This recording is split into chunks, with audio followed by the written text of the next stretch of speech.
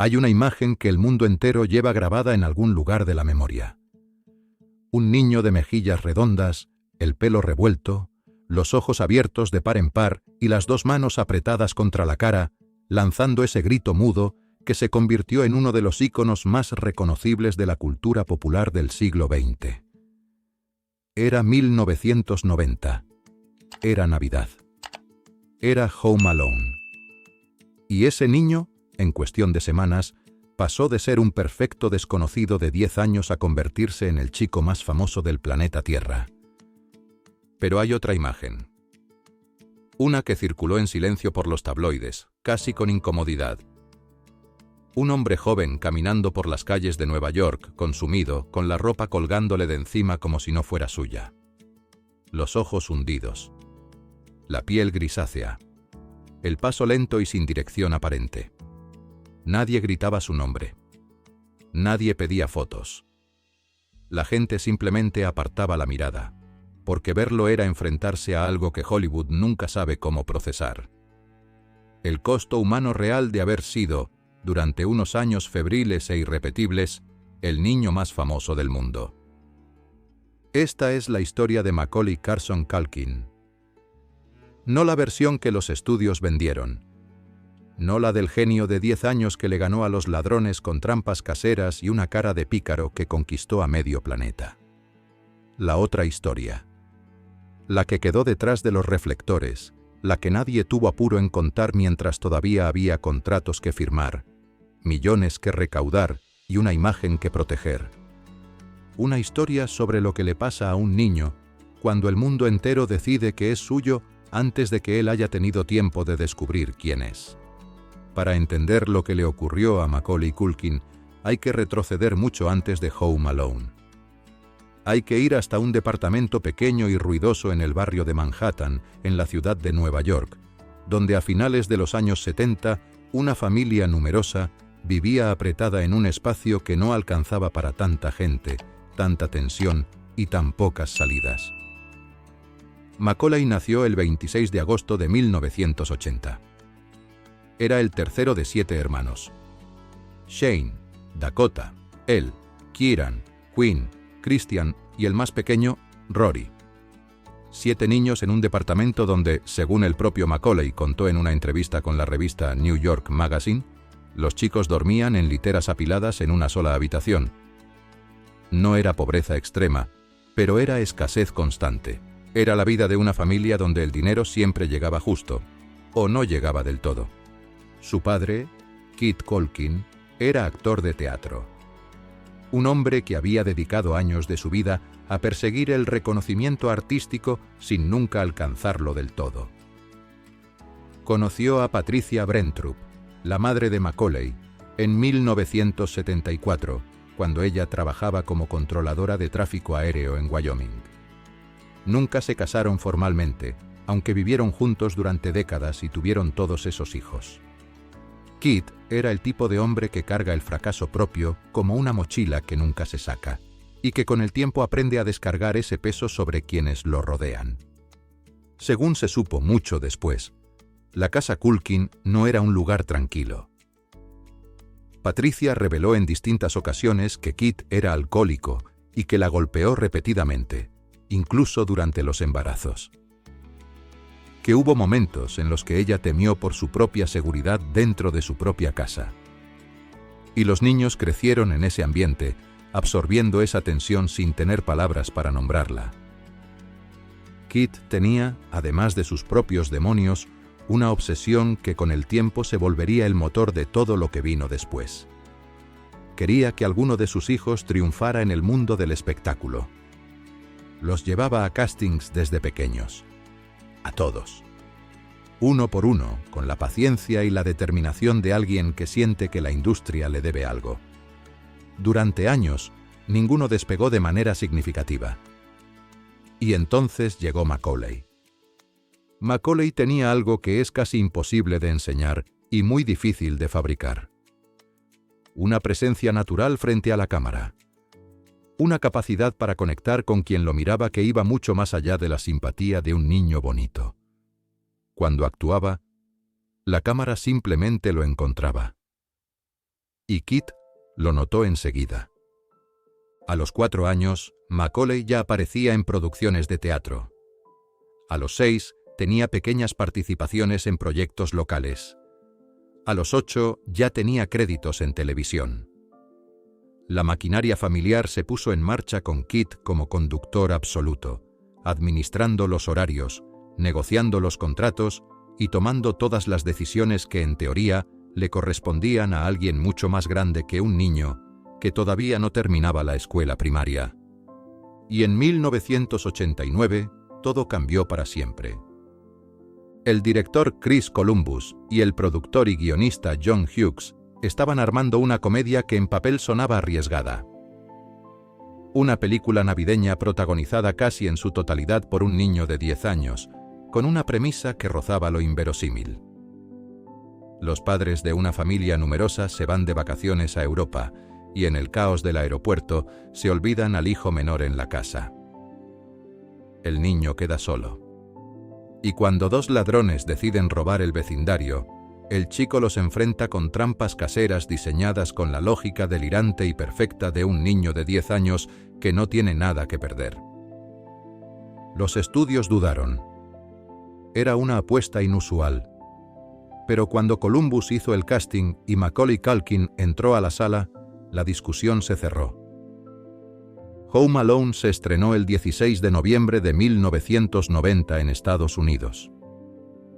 Lo que ocurrió a continuación fue, sin exageración posible, uno de los fenómenos de taquilla más extraordinarios en la historia del cine familiar. La película recaudó más de $476 millones alrededor del mundo, con un presupuesto de apenas 18 millones. Era la comedia más exitosa de la historia hasta ese momento. Permaneció durante 12 semanas consecutivas en el número 1 de la taquilla norteamericana. Y en el centro absoluto de todo estaba ese niño con cara de pícaro que se llamaba Kevin McAllister. Macaulay Culkin, de un día para otro, era una superestrella global. Las revistas de todo el mundo lo ponían en sus portadas. En Estados Unidos lo invitaron a la Casa Blanca. Michael Jordan quería fotografiarse con él. Los directores más importantes de Hollywood llamaban a la oficina de su padre ofreciendo proyectos. Era el tipo de fama que destruye a los adultos con experiencia y recursos para manejarse. Y Macaulay tenía 10 años. 10 años y ningún manual de instrucciones para sobrevivir a lo que le estaba pasando. Lo que vino después fue un torbellino sin pausa ni respiración. En 1991, protagonizó My Girl, una historia sobre la amistad y la pérdida que todavía hoy le arranca lágrimas genuinas a quienes la recuerdan. Ese mismo año apareció en el videoclip de Black or White de Michael Jackson, lo que marcó el inicio de una amistad que daría mucho de qué hablar durante décadas. En 1992 llegó Home Alone 2, Lost in New York, que volvió a arrasar en taquilla y le dio incluso un cameo al entonces empresario Donald Trump. En 1993, The Good Son, donde Macaulay hizo algo que nadie esperaba: encarnar a un niño perturbado y manipulador, frío como el mármol, demostrando que su talento iba mucho más allá de la simpatía de Kevin McAllister. Y ese mismo año, The Nutcracker. Y en 1994, Richie Rich, su último gran proyecto antes del silencio. Entre película y película, los reportes indicaban que Macaulay ganaba entre 4 y 8 millones de dólares por proyecto. Con 11 años. Con 12.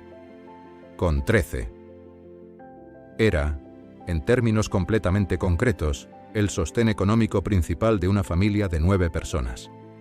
El niño que había crecido en un departamento estrecho con literas apiladas y dinero contado, de repente manejaba una fortuna que la mayoría de los adultos no verán en toda su vida.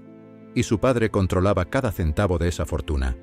Kit Culkin se transformó durante esos años en una figura que la industria de Hollywood conocía y temía en partes iguales. Usaba el poder económico de su hijo como palanca para imponer condiciones desmedidas a los estudios. Exigía salarios desorbitados. Condicionaba los contratos a cláusulas que ponían a los productores contra la pared. Metía la mano en los guiones. Conseguía roles para sus otros hijos dentro de los mismos proyectos de Macaulay, convirtiendo la fama de uno en un negocio familiar.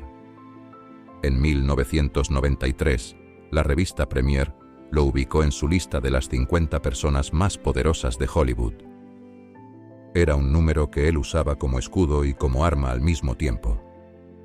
Pero lo que ocurría dentro de la familia era una historia completamente diferente a la que Kit proyectaba hacia afuera. Macaulay quería descansar. Quería vacaciones, las primeras vacaciones reales de su vida, sin cámaras, ni sets, ni maquilladores, ni directores dándole instrucciones a las 7 de la mañana.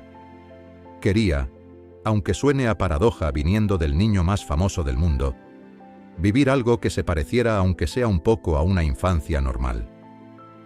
Y su padre seguía firmando contratos. Seguía apretando. Seguía empujando la maquinaria sin preguntarle nunca a la persona que la hacía funcionar si todavía tenía energía para correr.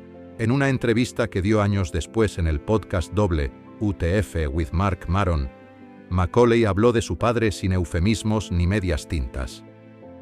Dijo que Kit era abusivo, emocional y físicamente, y que tenía cicatrices para demostrarlo. Dijo que su padre hacía juegos mentales constantes para que él siempre supiera cuál era su lugar. Que no le pedía un descanso, que le rogaba vacaciones, y la respuesta era otro contrato firmado, otro proyecto que empezaba antes de que el anterior terminara. «No lo veo», dijo Macaulay sobre su padre en esa entrevista. «Y no tengo ningún deseo de verlo. Mientras no esté frente a mi puerta, estoy bien». Esas palabras no las dijo un adolescente enojado. Las dijo un hombre adulto que había tenido décadas para procesar lo que vivió. Y aún así, sonaban como una herida que nunca cerró del todo. En 1994, con apenas 14 años, Macaulay Culkin hizo algo que sacudió a Hollywood de una manera que nadie anticipaba.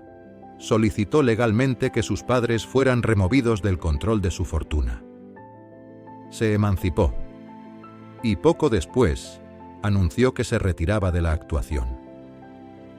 El niño más famoso del mundo simplemente decidió bajarse del tren. Los estudios no lo podían creer. Los agentes llamaban. Los productores mandaban mensajes. Hollywood no entendía cómo alguien en la cima absoluta de su carrera podía simplemente decir que no. Pero Macaulay había entendido algo que los adultos que lo rodeaban parecían incapaces de ver.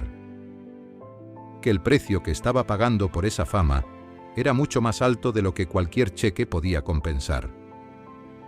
Sus padres, Kit y Patricia, se separaron en 1995. La batalla legal que siguió fue dolorosa y pública.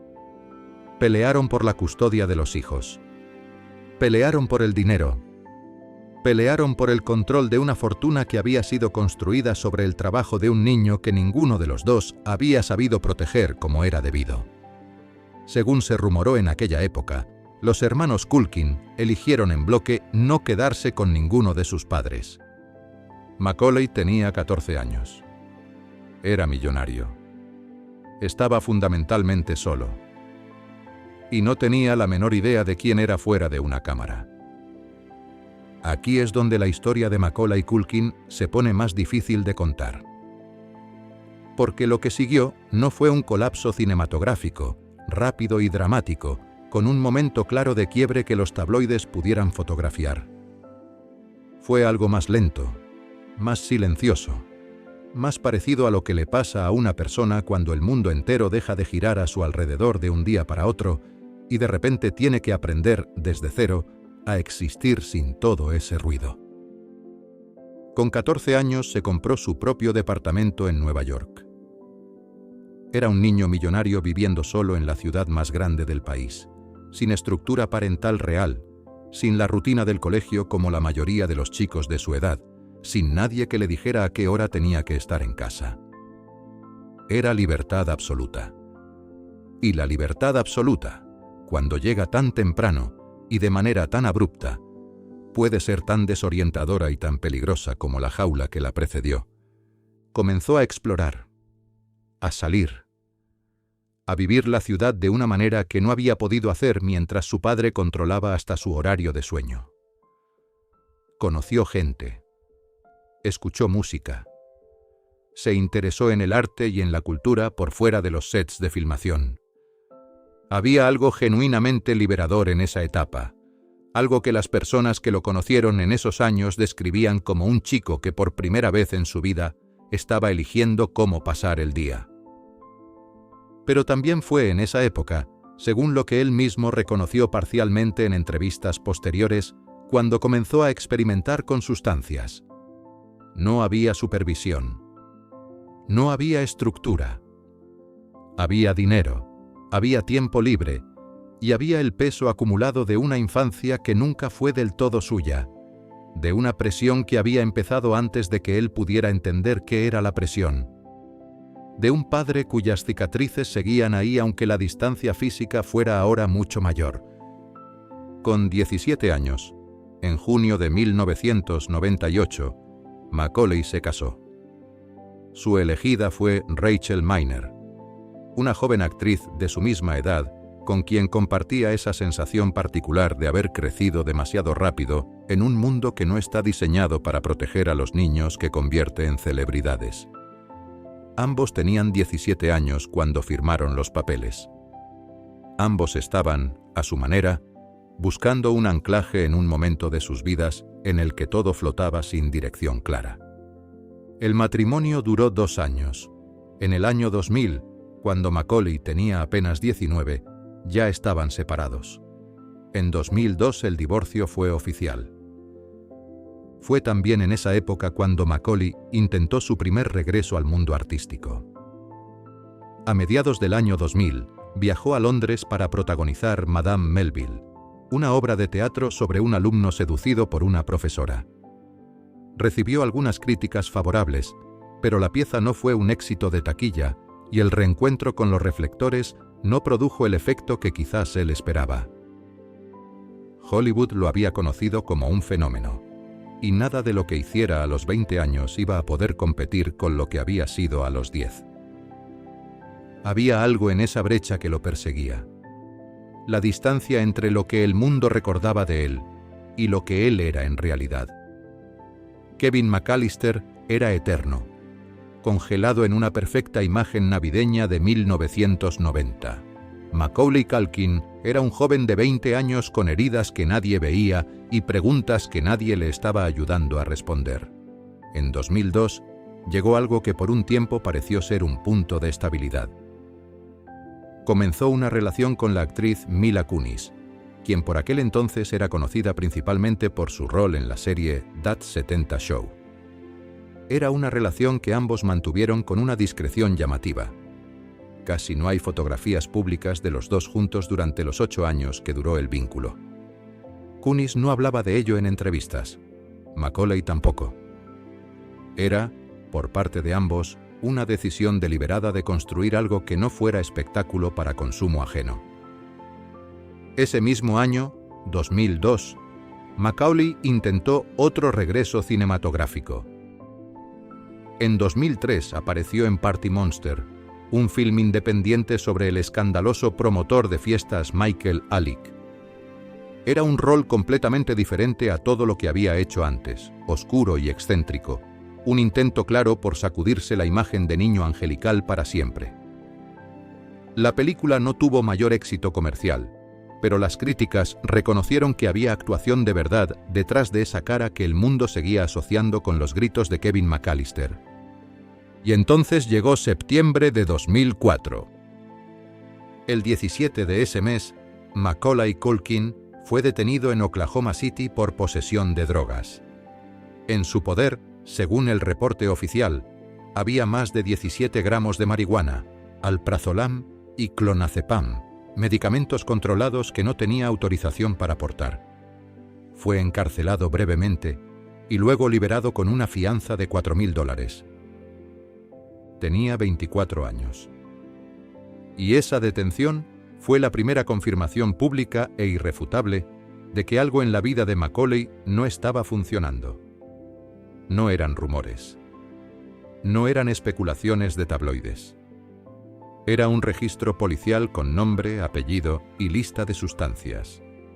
En 2005 se declaró culpable de los cargos menores y recibió una sentencia condicional de 1 año. No fue a prisión. Pero el daño a su imagen ya estaba hecho, y lo que es más importante, el daño a su propia vida también. Ese mismo año de 2005 ocurrió algo que sacó a Macaulay del relativo anonimato en el que había estado viviendo y lo puso de vuelta, de manera abrupta, en el centro de la atención mediática mundial. Fue convocado como testigo en el juicio a Michael Jackson por abuso de menores.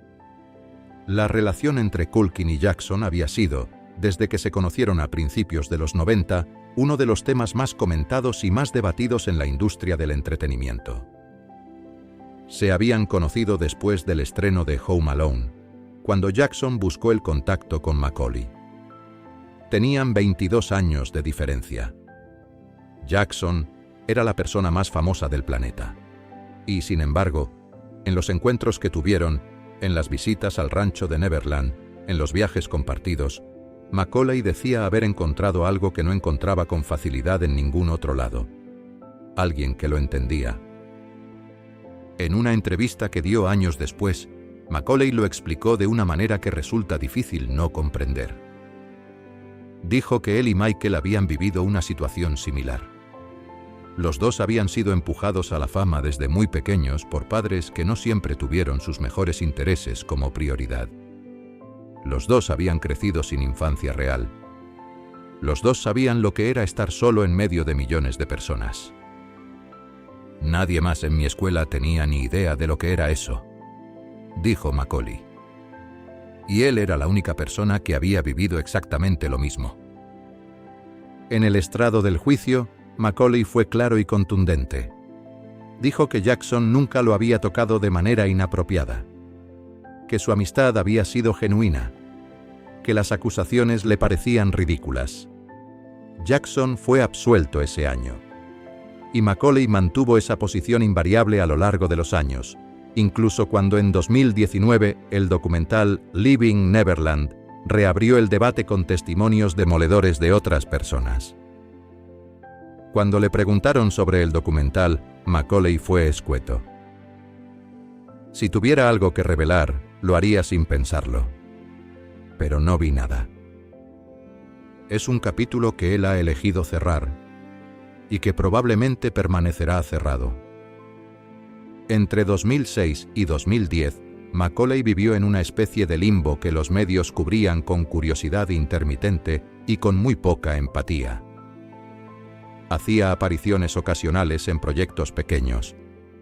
Publicó en 2006 un libro titulado Junior, una mezcla de reflexiones personales y fragmentos autobiográficos donde abordaba su experiencia con la fama y su relación con su padre. No fue un bestseller, pero para quienes lo leyeron fue una ventana genuina hacia el interior de una persona que rara vez hablaba abiertamente de su propia historia.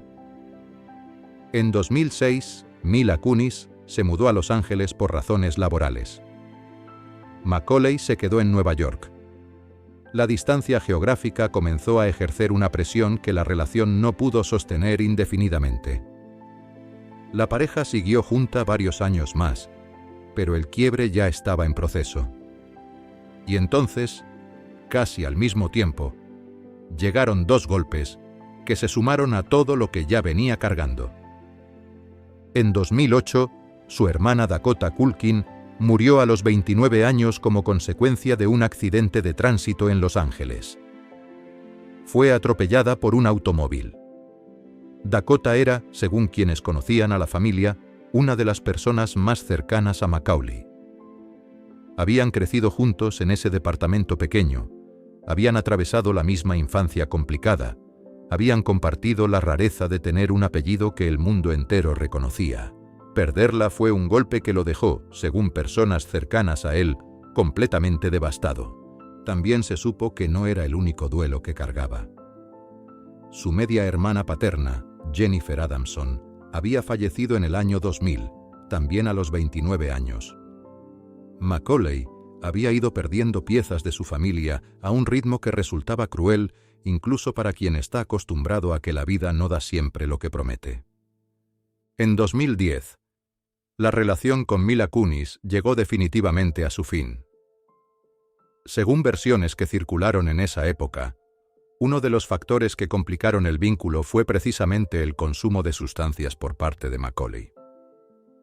Kunis nunca confirmó ni desmintió públicamente esos detalles. Pero el fin de esa relación, sumado al dolor por la pérdida de su hermana, dejó a Macaulay en el punto más bajo de su trayectoria personal. Los años que siguieron fueron, para el mundo que lo miraba desde afuera, los más oscuros. Las imágenes que comenzaron a circular en 2012 y 2013 generaron una preocupación genuina entre quienes lo habían seguido desde la infancia. Macaulay aparecía en público visiblemente consumido, extremadamente delgado, con una cara que costaba conectar con la del niño de Home Alone.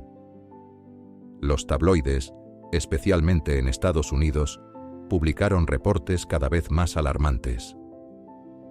El más extremo fue el de la revista National Enquirer, que afirmó que gastaba $6.000 mensuales en heroína y que había estado cerca de una sobredosis. Es importante ser precisos aquí, porque la historia de Macaulay Culkin tiene matices que el periodismo de chismes rara vez respeta. Él negó siempre las acusaciones más graves. Su representante emitió comunicados desmintiendo los reportes sobre heroína. Y el propio Macaulay, en entrevistas posteriores, reconoció haber consumido sustancias en el pasado, pero rechazó la narrativa de adicción severa que los medios construyeron alrededor suyo.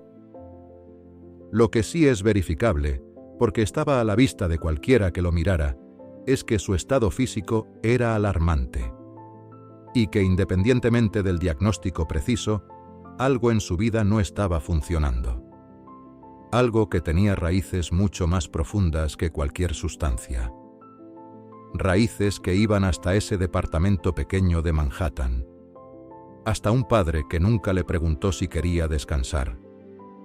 Hasta una industria que lo usó durante los años más importantes de su formación y luego lo dejó solo con una fortuna y sin brújula. Hubo en esa época, según se rumoró, una breve relación con la actriz Jordan Lane Price, que algunos medios describieron como un punto de inflexión. Personas cercanas a Macaulay dijeron que ella había sido un factor positivo en ese periodo complicado, alguien que lo ayudó a estabilizarse cuando todo lo demás estaba en movimiento.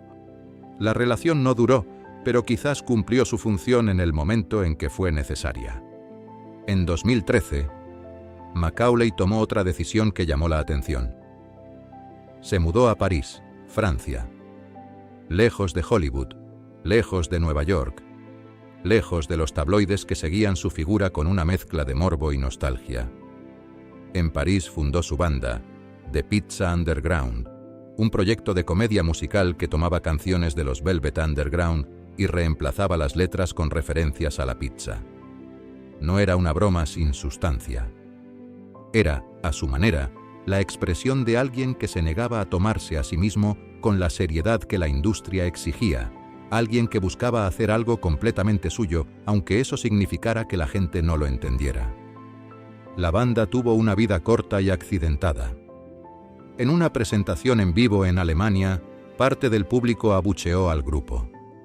No era exactamente el tipo de recepción que uno esperaría darle al niño de Home Alone, pero Macaulay siguió adelante. La banda duró hasta 2016. No dejó ningún legado musical relevante, pero cumplió algo quizás más importante. Le dio a Macaulay un espacio donde ser otra cosa que el fantasma de Kevin McAllister.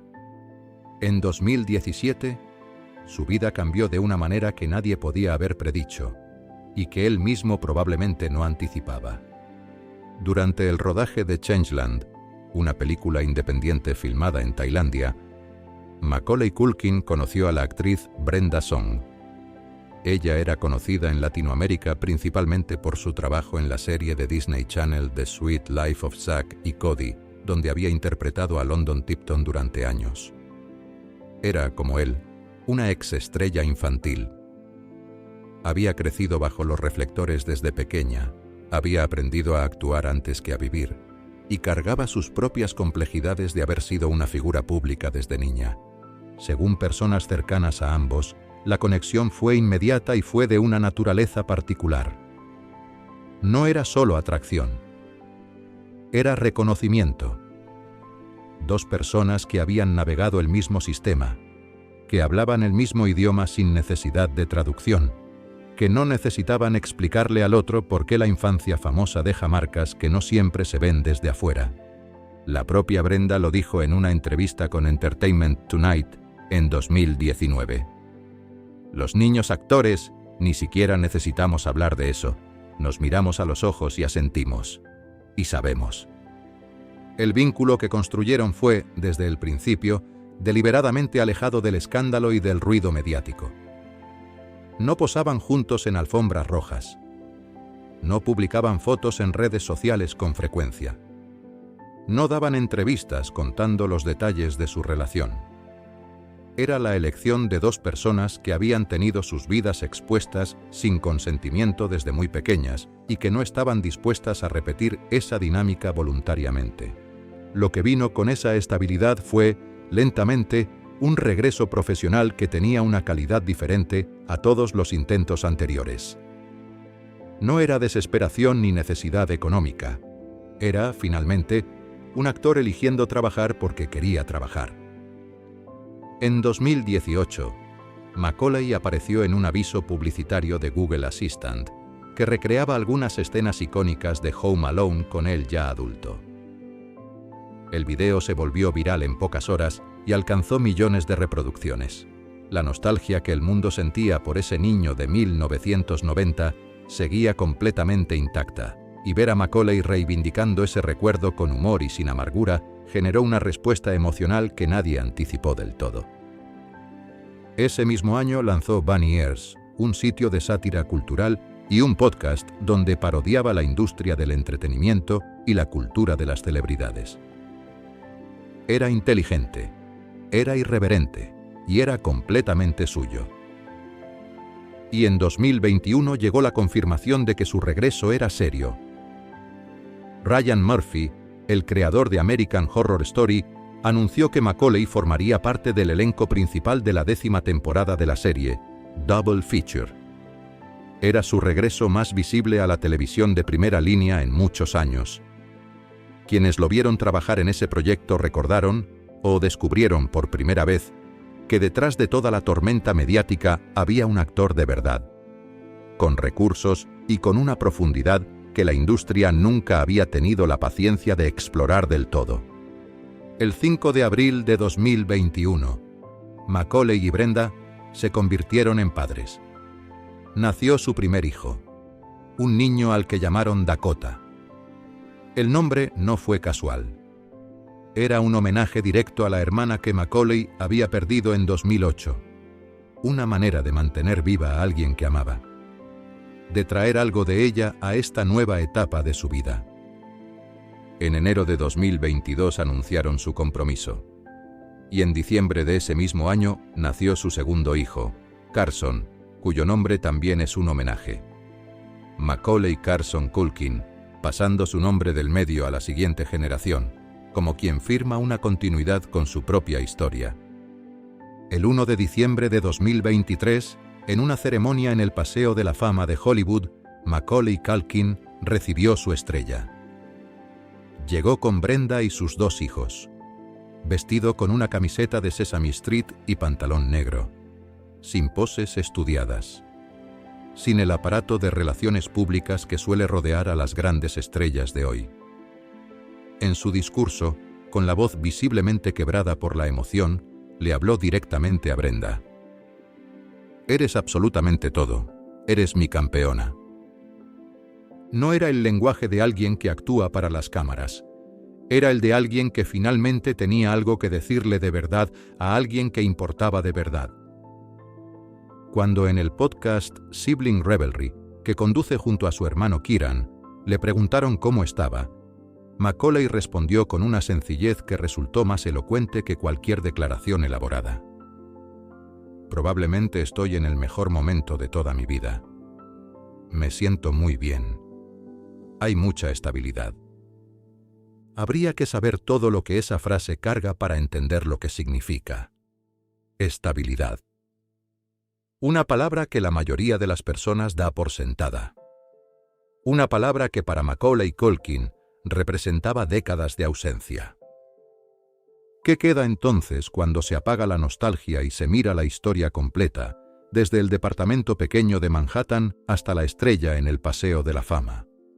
Queda un niño que fue lanzado a la fama antes de tener el vocabulario para entender qué le estaba pasando. Que fue administrado por un padre que vio en él una oportunidad antes que una persona. Que cargó el peso económico de una familia entera con 11, 12, 13 años. Que se emancipó a los 14 porque nadie más iba a protegerlo si él no lo hacía. Que perdió hermanas, perdió relaciones, perdió años navegando en un espacio oscuro entre quien fue de niño y quien quería ser de adulto. Que fue señalado, fotografiado con crueldad, reducido a un titular en los peores momentos de su vida. Y queda también un hombre que, contra todo pronóstico y sin grandes discursos al respecto, encontró algo parecido a la paz. 2 hijos. Una pareja que lo conoce desde adentro. Una carrera que retomó en sus propios términos, sin la presión de tener que ser Kevin McAllister para siempre. La industria del entretenimiento tiene una relación profundamente complicada con los niños que convierte en íconos.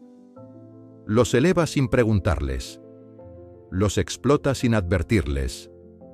Y cuando ya no son rentables, o cuando empiezan a mostrar las fracturas que cualquier ser humano mostraría bajo esa presión sostenida durante años, los descarta sin demasiado remordimiento y busca al siguiente. Macaulay Culkin es, en ese sentido, un espejo incómodo. Porque su historia no es la excepción rara de alguien que tuvo mala suerte. Es el patrón. Es lo que ocurre cuando una industria multimillonaria pone sus intereses por encima del bienestar de un niño, y luego mira hacia otro lado cuando ese niño crece y empieza a mostrar las consecuencias. Lo que distingue a Macaulay quizás es que llegó al otro lado. Que a los 45 años, con las cicatrices a cuestas y sin pretender que nunca existieron, logró construir algo que de niño nunca tuvo. Una vida que es verdaderamente suya. Y en el contexto de todo lo que atravesó, eso no es poca cosa.